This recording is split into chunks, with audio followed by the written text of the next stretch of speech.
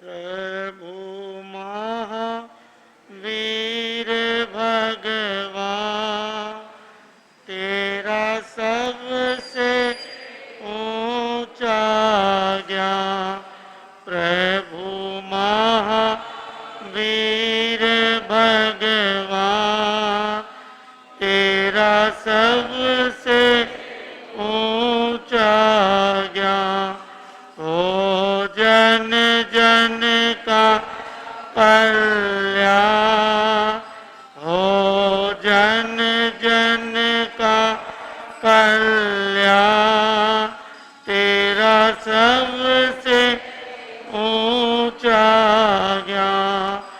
चल रहा पांचवा आ रहा है, चल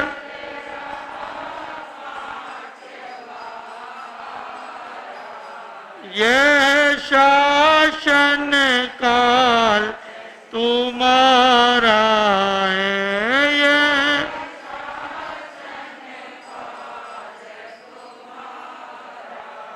हे महागुणी पुण्यवान, हे महागुणी पुण्यवान तेरा सबसे ऊंचा ज्ञान। प्रभु महावीर भगवान तेरा सबसे अनंत अनंत ज्ञानी, अनंत अनंत दर्शी चरम तीर्थंकर प्रभु परमात्मा भगवान महावीर स्वामी के पावन पवित्र श्री चरणार बिंदुओं में हृदय से अनंत अनंत कोटि कोटि वंदन नमन।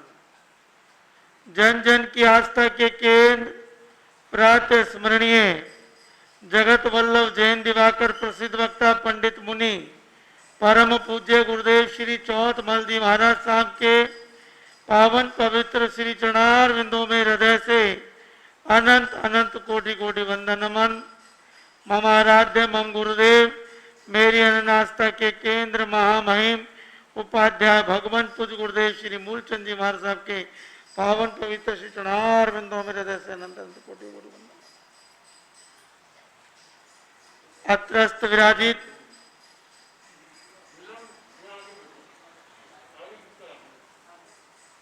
श्री रमेश मुनि जी, महासती श्यामा जी और महासती श्री सुदर्शना जी महाराज का हृदय से अभिनंदन। श्रीमानो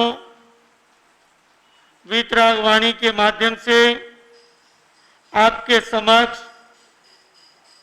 आगम निगम का कुछ चिंतन चल रहा है, जिसमें ना चाहकर भी आत्मा छोटे रूप में उलझ जाती है और उसका फल स्वरूप बड़ा रूप आता है। और छोटे छोटे छोटे छोटे इतने पाप हैं जो बड़ा गोला बन जाता है, और जितना बड़ा गोला होगा उतना धमाका मोटा करेगा। इसलिए उन कणों को पैदा ही मत होने दो जिसमें जीवन के अंदर कोई गोले का काम करे। ज्ञानियों ने, चिंतनकारों ने आत्मदृष्टा के आधार पर आपके सामने बात चल रही है बहुरत्ववाद की, कि हमारे सामने भगवान महावीर के केवल ज्ञान के 14 वर्ष के बाद इसकी उत्पत्ति हुई, और बहुरत्ववाद एक ऐसा विवाद बना और इसका श्रेय जाता है श्रावस्ती नगरी के अंदर स्वयं भगवान महावीर के संसार पक्ष में रहे हुए जमाई और जमाली, और जिन्होंने संयम लिया 500 पुरुषों के साथ, उसके पश्चात उनकी पत्नी ने भी 1000 स्त्रियों के साथ संयम प्रवज्जा धर्म अंगीकार किया। धर्म का अनुसरण करते करते, धर्म का आचरण करते करते 11 अंगों की आराधना की, अनेकों शास्त्रों की आराधना की, साधना की, जानकारी प्राप्त की, ज्ञान का सुंदर वातावरण जीवन में अवतरित किया। सब अच्छा चल रहा है। सब चलते चलते जब अपने शिष्यों के साथ विचरण करते करते श्रावस्ती नगरी के अंदर पधारे, वहां पर उनके शरीर में पीड़ा हो गई, ज्वर हो गया और उन्होंने शरीर का काया, क्योंकि एक बात जीवन में ध्यान रखना, कई लोग कहते हैं अब भाई शरीर से काय को मोह, शरीर से काय को मोह। अगर शरीर नहीं होगा, स्वच्छ नहीं होगा, निर्मल नहीं होगा, पवित्र नहीं होगा, तो साधना अच्छी कैसे कर पाओगे। ये शरीर को ध्यान भी रखनो और इसमें उलझनो नहीं।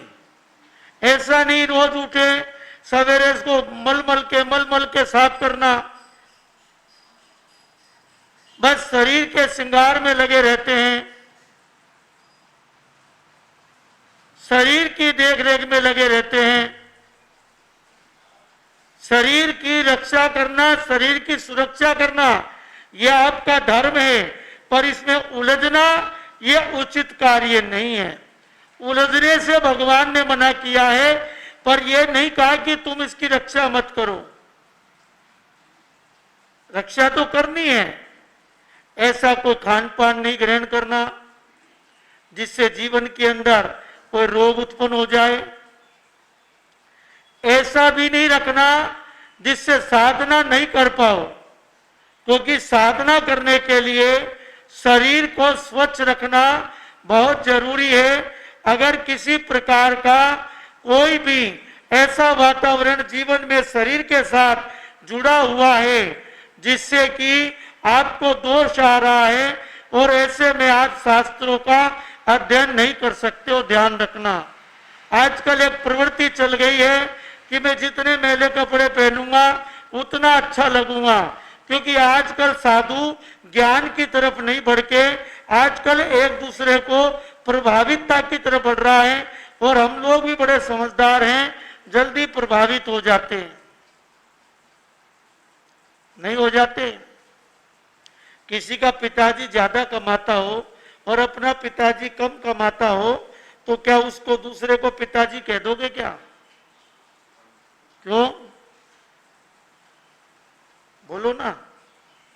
किसी का पिताजी ज्यादा कमाता हो, उसकी पुनवानी अधिक उचित है, वो चल रहा है, उसके पास धन साम्राज्य अधिक आ रहा है, तो उसको पिता कह दोगे क्या? क्यों नहीं कहोगे? हाँ, वो अपना पिता नहीं है इसलिए नहीं कहोगे। पर लेकिन जो गुरु है, जिसको तुमने धारणा वारणा ले ली है, अगर उसको सामने दूसरा आ जाए तो उसको गुरु का रूप दे दोगे क्या? बोलो ना भाई निर्मल जी। हाँ भाई, वो साधक है, साधना कर रहा है, आराधना कर रहा है, पर लेकिन हमें रूप को देखकर साधु के पीछे नहीं फिरना, हमें साधना देखनी है। साधक कभी भी किसी को गलत मार्ग नहीं देता है।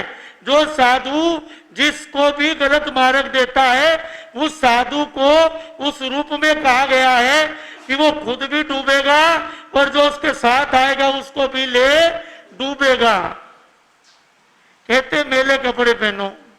चलो भैया, अगर मैले कपड़े पहनने से मोक्ष मिलता हो तो मैं रोज पहनने के लिए तैयार हूं। बोलो, इसकी गारंटी कौन देगा? हाँ, मैं भी प्रचार करूंगा। अगर मैले कपड़े पहनने से अगर कोई साधु मोक्ष में जाता हो तो उसके लिए मैं तैयार हूं, मुझे कोई तकलीफ नहीं है। संपत जी, अगर मोक्ष की गारंटी देते हो तो। क्योंकि मैले उजले कपड़ों से नहीं मोक्ष में जाता, आत्मा मोक्ष में जाती है तो अपने सद्गुणों को ले और दुर्गुणों से अपने आप को हटाकर जब ही आत्मा मोक्ष में जाती है। ये गुणों का खेल है, वस्तु का खेल नहीं है। वस्तु संसार की है, संसार में रहेगी, संसार से परे कोई नहीं लेके जाएगा। पर गुणों में कसाय है और हल्ला है, निंदा है, ग्रह है, दूसरे के प्रति ईर्ष्या भाव का वातावरण जीवन में अगर निर्मित हो रखा है, ये इतनी ईर्ष्या भरी पड़ी है जिसका कोई मापदंड नहीं है। और ईर्ष्या कैसे नजर आती है? जैसे एक दफे वासुदेव श्री कृष्ण महाराज, जिनको जग वल्लभ भी कहा जाता है, अति प्रिय हैं, ऐसे वासुदेव श्री कृष्ण महाराज की सभा रची हुई थी। एक सवाल पूछूं भाइयों से, जवाब दोगे? वासुदेव श्री कृष्ण महाराज में कितना बल था? हाँ, कतरा हाथी? किसने बोला? जरा हाथ ऊंचा करना। धन्यवाद। और बोलो भैया, आप बता रहे हो क्या? नहीं तो खरा है। हाँ, नहीं नहीं नहीं। हाँ बोलो बहनों, आप बोलो कितना बल था श्री वासुदेव श्री कृष्ण महाराज में? 1000 हाथी की बोली आ गई है, बोली चालू हो गई है। चलो, यहाँ पे सीमा ही नहीं थी। सहस्त्र, चलो साहब, धर्मचंद जी ने सहस्त्र लगा दिया। हाँ बोलो बहनों। हाँ बोलो ना, आप तो पढ़ाई करते रहते हो, अध्ययन करते रहते हो। देखो हमारे यहाँ पर 63 सलागनीय पुरुष कहे गए हैं, जिसमें 24 तीर्थंकर, 12 चक्रवर्ती, 9 वासुदेव, 9 प्रतिवासुदेव और 9 बलदेव। इस तरह मिला के 63 सलागनीय पुरुष होते हैं। उसमें से एक सलागनीय पुरुष आते हैं वासुदेव श्री कृष्ण महाराज। उनके पास बल कितना था नापना, कहते 2000 सिंह में, 2000 सिंह में जितना बल होता है उतना एक अष्टापद नाम का पक्षी है, उसमें बल होता है। 2000 सिंह में जितना बल होता है उतना एक अष्टापद नाम का पक्षी है, उसमें बल होता है। और ऐसे 10 लाख अष्टापद, 10 लाख अष्टापद का बल एक बलदेव में होता है। किस में होता है? बलदेव में होता है। और 2 बलदेव मतलब 20 लाख अष्टापद का बल एक वासुदेव में होता है। किस में होता है? एक वासुदेव में होता है। और 19 लाख अष्टापद का बल प्रति वासुदेव में होता है। इन तीनों की श्रेणी इस रूप में चलती है।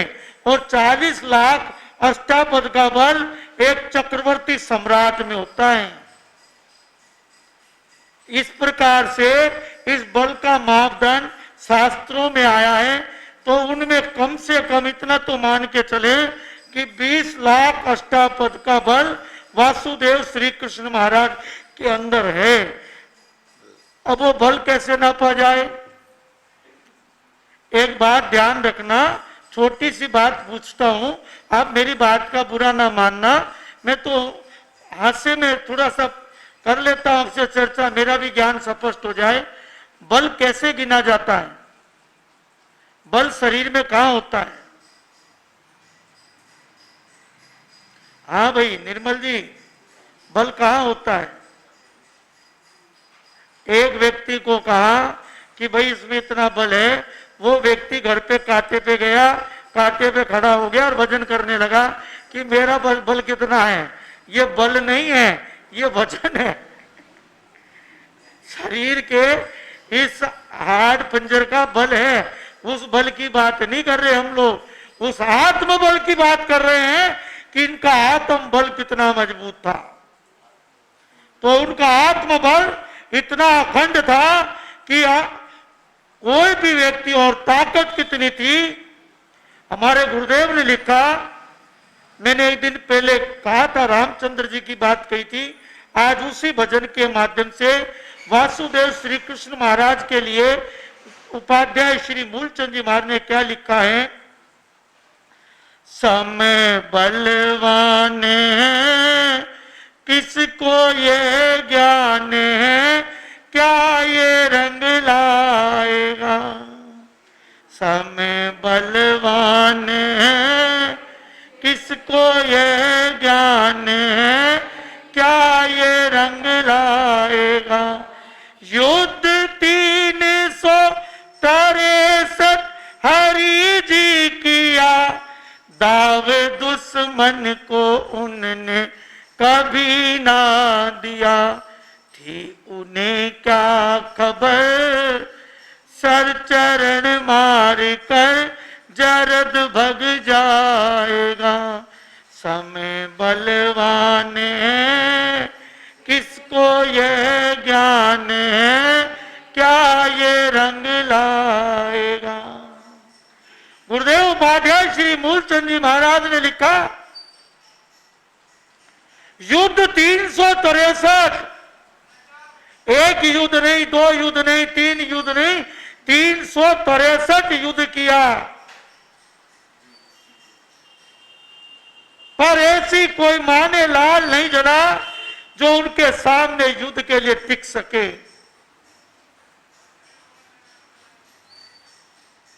कहते हैं वासुदेव जिस समय युद्ध में आते हैं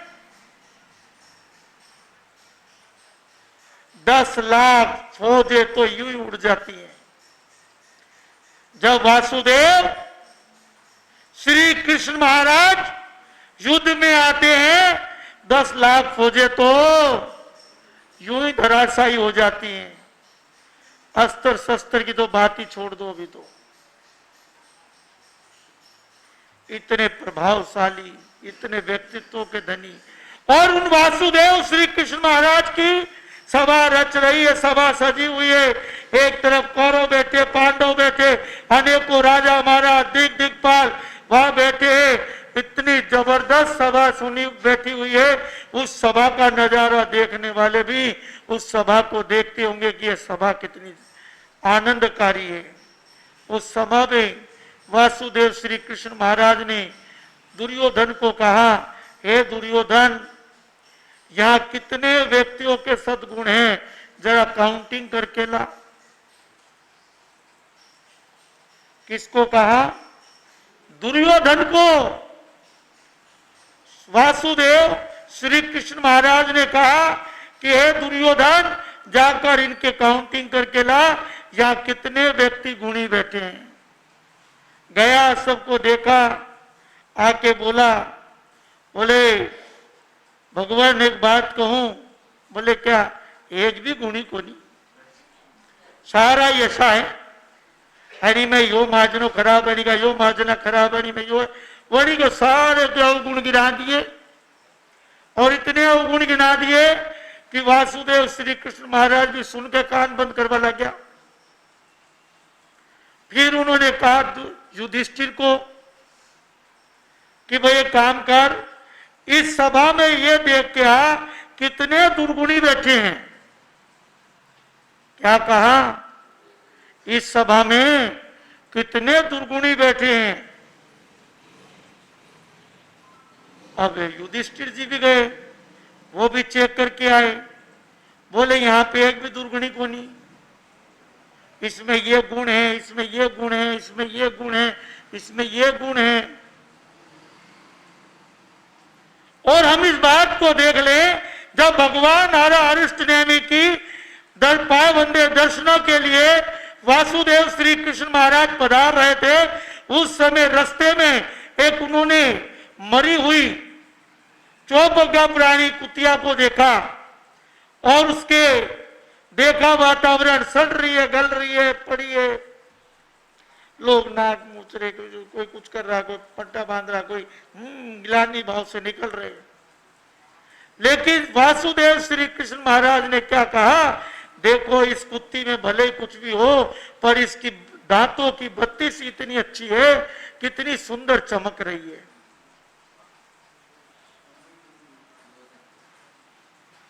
बात समझ में आ रही है कि हम दुर्गुण देखते हैं कि इसमें यह दुर्गुण है, और इन दुर्गुणों को चेक करने में हमारे अवगुण नजर आ जाते हैं। अगर हम सद्गुणी हैं तो कभी अवगुण देखेंगे ही नहीं, हम सदैव सद्गुण देखेंगे। देखने का नजरिया हमारा होना चाहिए। और नजरिया कब होगा? जब हमारे पास अच्छा ज्ञान होगा, अच्छा चिंतन होगा, अच्छी विचारधारा होगी, जोड़ने और जुड़ने का वातावरण होगा। कमियां किसमें नहीं है?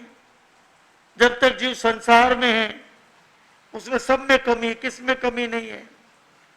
देखने में तो भगवान महावीर के अंदर भी बहुत कमियां देखी गई।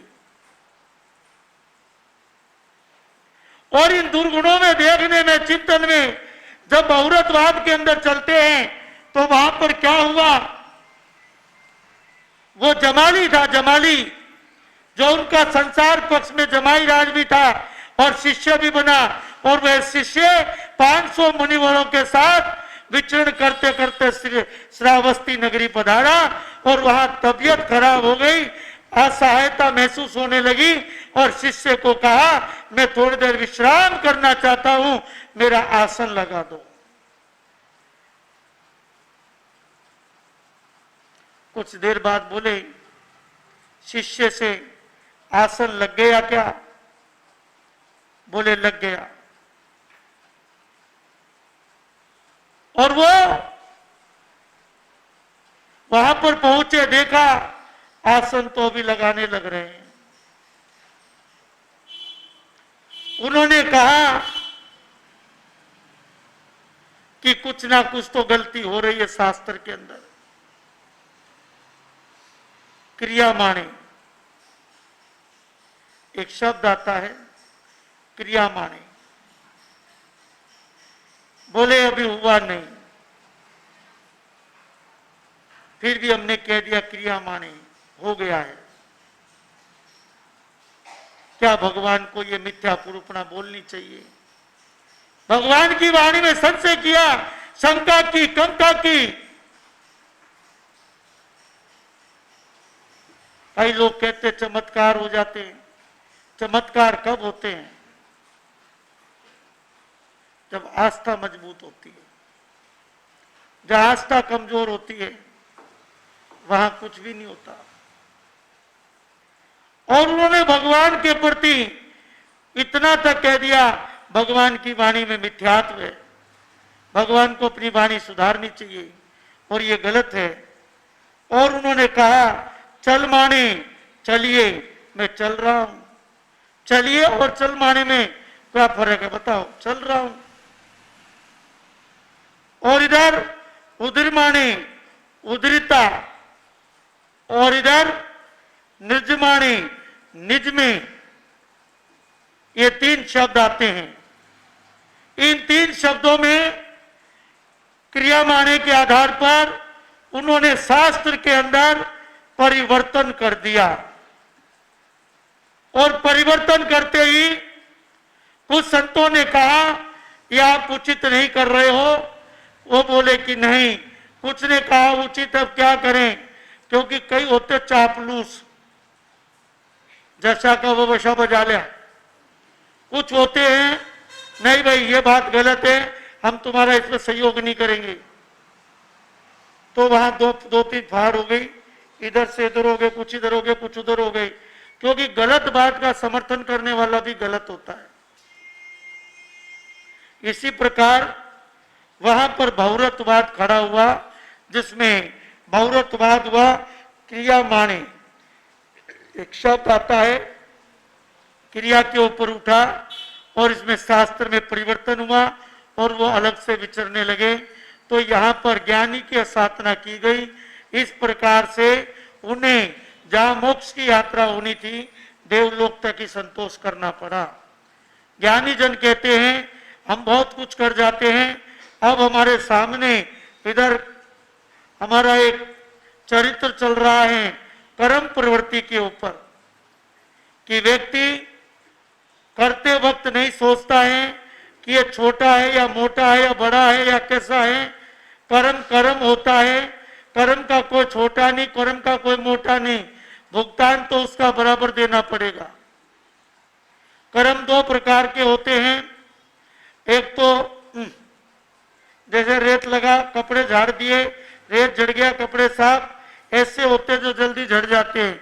और एक कर्म ऐसे भी होते हैं, कपड़े पे ग्रीस लगाया, फिर उस पर रेत चिपकाया, फिर घिसा, फिर उसको उतारो तो कितना दम लगता है।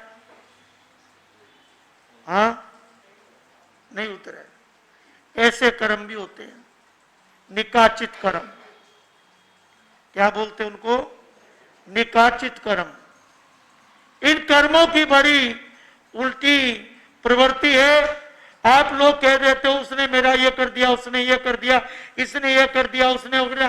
किसी ने किसी का कुछ नहीं किया, किया तो जो कुछ किया हमारे कर्मों ने किया। ये कर्म हमने पैदा किया जो ये वातावरण उत्पन्न हुआ। और इसी प्रकार वह जो विकराल प्रवृत्ति का जो बालक है, वह कौंडिन्य नाम का जो तापस था उसके आश्रम में पहुंचा और पहुंच करके उसने उसको जाकर देखा, वो शिष्यों को पढ़ा रहे थे और वहां पर उन्होंने वंदना की। वंदना करके प्रणाम किया। देखा शिष्यों ने शास्त्रीय गुरु बोले दे विश्वास, वस्त कौन तुम कैसे आया तेरे का निवास। सने शब्द सुन शांत हुआ, अब घटना करे प्रकाश जी। श्री समरादित्य की रचना रसीली, सुनना प्रेम से। श्री समर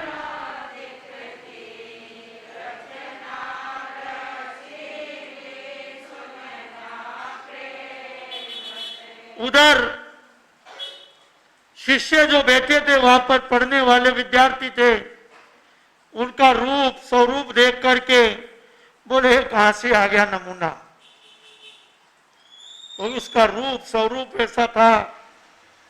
और लेकिन जो गुरु होते वो गंभीर होते हैं।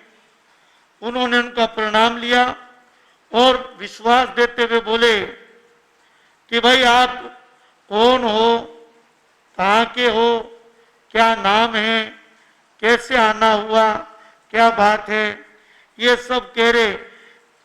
उन्होंने बात रखी।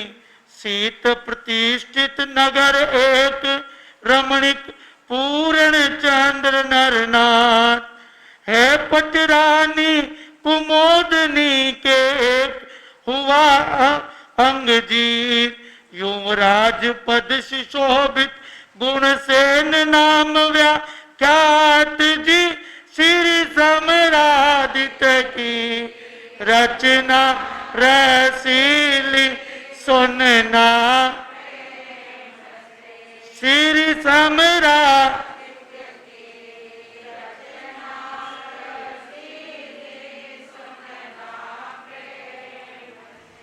उसने कहा एक प्रतिष्ठित नगर और रमणीक स्थान है और पूर्ण चंद्र वहां का राजा है और कुमोदनी वहां की पटरानी उसकी महारानी है और उनके एक युवराज है अंगजीत, जो कि गुणसेन नाम उसका रखा हुआ है और उसको युवराज कहते हैं। राज पुरोहित यागदत्त घर मैंने लिया जन्म। अग्नि शर्मा नाम मेरा वहाँ जाने सभी सजन, किंतु रूप राशि पर मानो थूक गया सब नाम जी। श्री समरादित्य की रचना,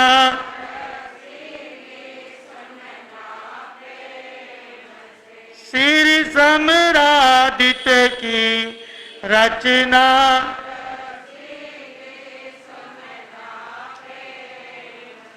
उन्हें कहा, राजपुरोहित जो यज्ञदत्त है, मैंने उसका घर जन्म लिया, मैं उसका बेटा हूं और मेरा नाम अग्नि शर्मा है और मुझे इसी नाम से सब जानते हैं, पर मेरा रूप स्वरूप बड़ा विचित्र होने से सब लोग मेरे से मजाक करते हैं, विचित्र वातावरण करते हैं, विनोद प्रमोद करते हैं।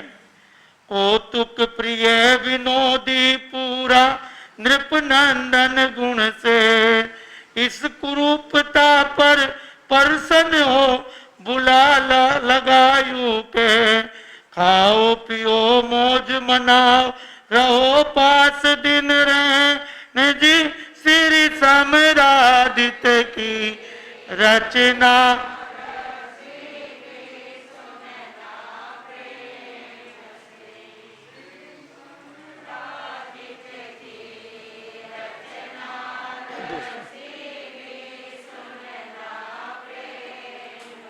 मैंने था का थोड़ा सहारा मिल जाओ तो 1 मिनट के लिए गए थे, मौन हो जाओ। हाँ, तो वो जो राजकुमार था युवराज, उसके बारे में बताता है अग्नि शर्मा कि वो बड़ा कौतुक है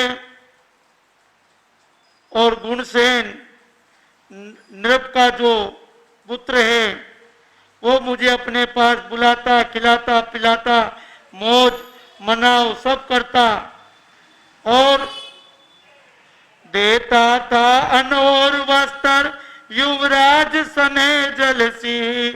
कभी चलाते कभी भगाते करते खींचा की, वही दशा कर दीनी मेरी जैसा खेल रीच जी। श्री समरादित्य की रचना,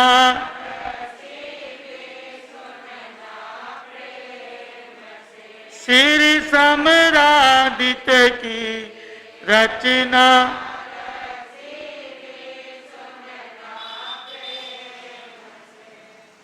फरमाता है मुझे अन्न देता है, पानी देता है, वस्त्र देता है, सब मेरी पूर्ति करता है, लेकिन उस व्यक्ति ने मेरे साथ ऐसा कर दिया कि मुझे दौड़ाता है, भगाता है, मेरा मजाक करता है, कोतुल करता है, अनेकों प्रकार का मेरे को इस तरह बना रखा है जैसे कोई मैं रीछ हूं और वो मदारी है। इस तरह का वातावरण मेरे साथ कर रखा है और मैं उसमें उलझा हुआ हूं। अब आगे इसमें क्या करेगा वो समय पे बात करेंगे। समय हो गया। आनंद ही आनंद।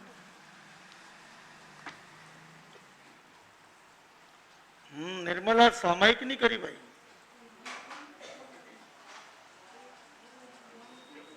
हाँ, लेट रहे पर भले ही अप टू डेट रहना। लेट भले हो जा पर अप टू डेट रहना।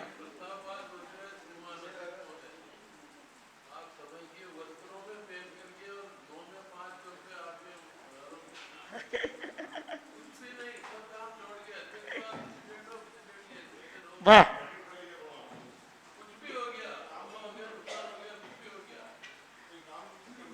कोई बात नहीं।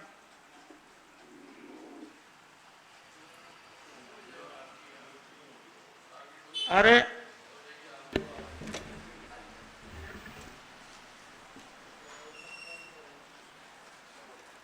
वो जाती है वो पावन धरा जहाँ विश्राम आप करते हैं।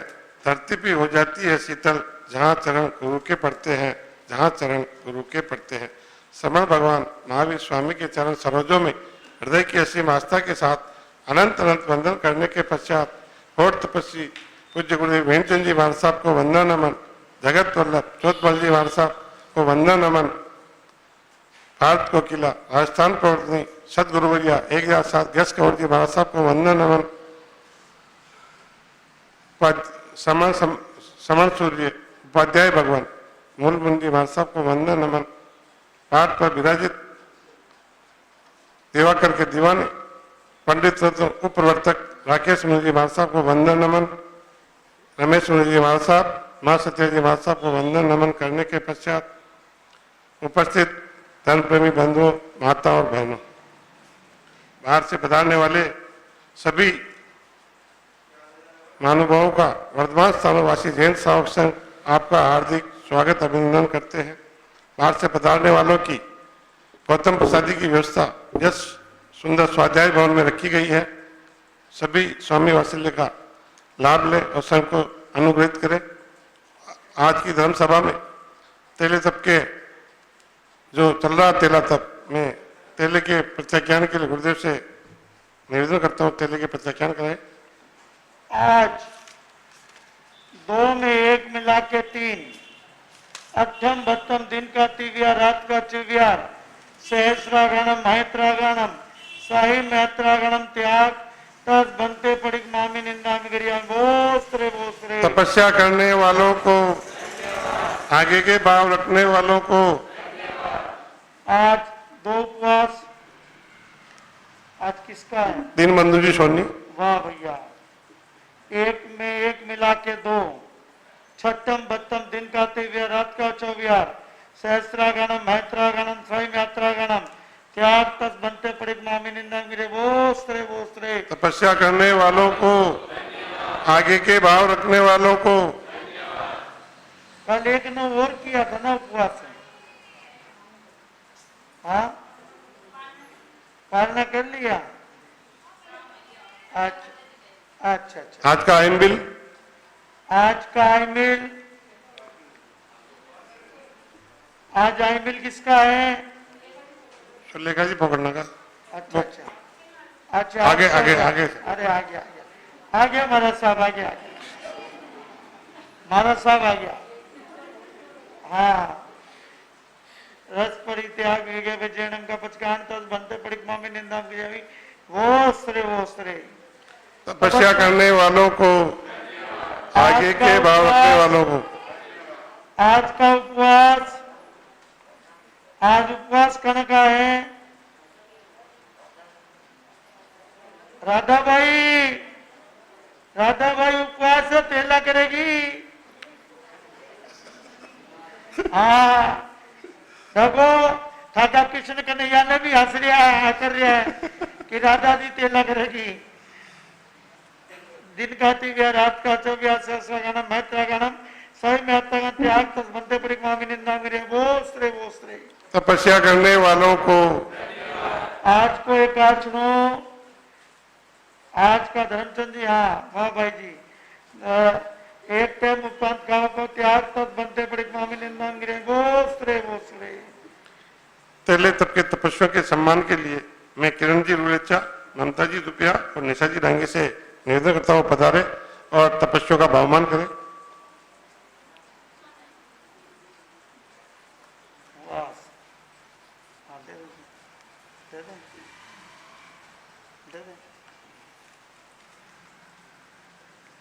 वाह भाई वाह, खींच भैया फोटो।